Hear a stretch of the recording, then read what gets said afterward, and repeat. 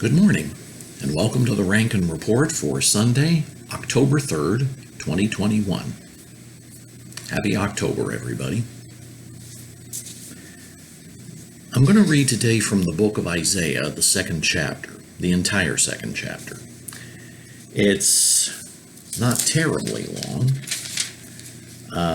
It's only 22 verses, but I wanted to read the whole thing, and there's a reason why I wanted to read the whole thing.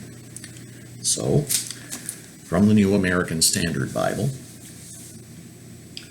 the word which Isaiah, the son of Amos, saw concerning Jerusalem and Judah and Jerusalem.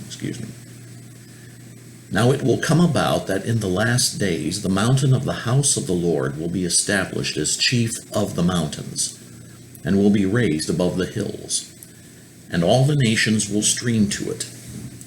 And many peoples will come and say, Come, let us go up to the mountain of the Lord, to the house of the God of Jacob, that he may teach us concerning his ways, and that we may walk in his paths. For the law will go forth from Zion, and the word of the Lord from Jerusalem. He will judge between the nations, and will render decisions for many peoples, and they will hammer their swords into plowshares and their spears into pruning hooks. Nation will not lift up sword against nation, and never again will they learn war. Come, house of Jacob, and let us walk in the light of the Lord. For you have abandoned your people, the house of Jacob, because they are filled with influences from the east, and they are soothsayers like the Philistines, and they strike bargains with the children of foreigners. Their land has also been filled with silver and gold, and there is no end to their treasures. Their land has also been filled with horses, and there is no end to their chariots. Their land has also been filled with idols. They worship the work of their hands, that which their fingers have made. So the common man has been humbled, and the man of importance has been abased. But do not forgive them.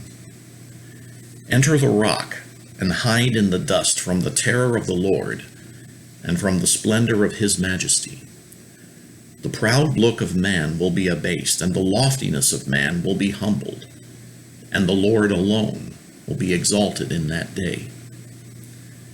For the Lord of hosts will have a day of reckoning against everyone who is proud and lofty, against everyone who is lifted up, that he may be abased. And it will be against all the cedars of Lebanon that are lofty and lifted up,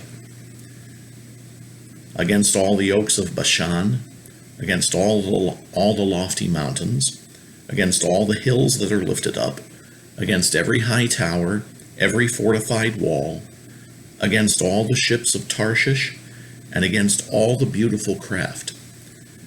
The pride of man will be humbled, and the loftiness of man will be abased, and the Lord alone will be exalted in that day.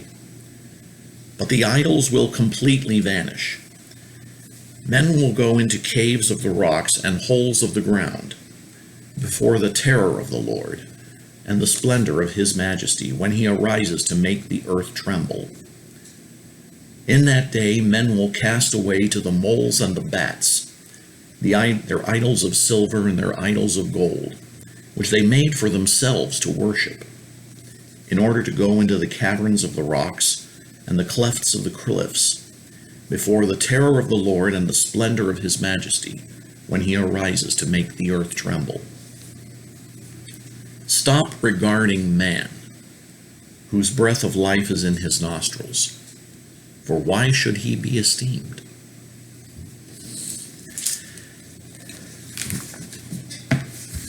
Now, when Isaiah was preaching this, he was preaching this in ancient Israel. This was the period leading up to the exile of Israel and Judah from the land for their persistent idol worship and their other sins against God the Father.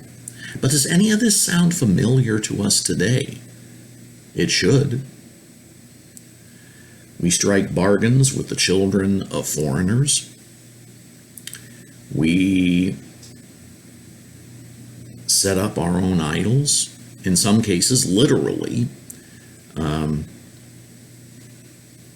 Different things that are set up in the city of New York, for example. We worship ourselves. We are proud, some of us, at any rate, are proud and lifted up, to the point where we have abandoned the worship of the Lord, and now we are seeing pastors arrested for defying COVID mandates and conducting church services.